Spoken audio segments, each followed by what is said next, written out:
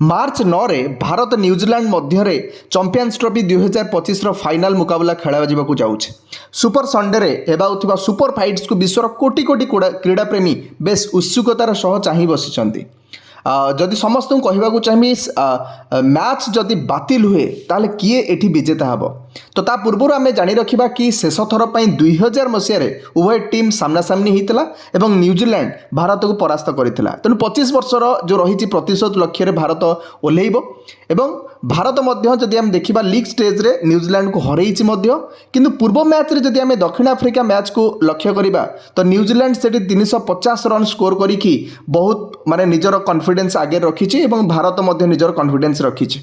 ତ ଏଠି କଥା ଉଠୁଛି କି 9 ତାରିଖରେ ହେଉଥିବା ମ୍ୟାଚ୍ରେ ଯଦି କୌଣସି ବାଧାପ୍ରାପ୍ତ ହୁଏ ବା ବର୍ଷା ହୁଏ ତାହେଲେ ଆଇସିସି ଗୋଟେ ରିଜର୍ଭ ଡେ ରଖିଛି। ତା ଅର୍ଥ 9 ତାରିଖରେ ଯେଉଁ ଖେଳାଯିବାର ମ୍ୟାଚ୍ରେ 10 ତାରିଖରେ ଖେଳାଯିବ। 10 ତାରିଖରେ ଯଦି କିଛି ପ୍ରୋବ୍ଲେମ୍ ହୁଏ ତାହେଲେ ଉଭୟ ବିଜେତା ହେବେ।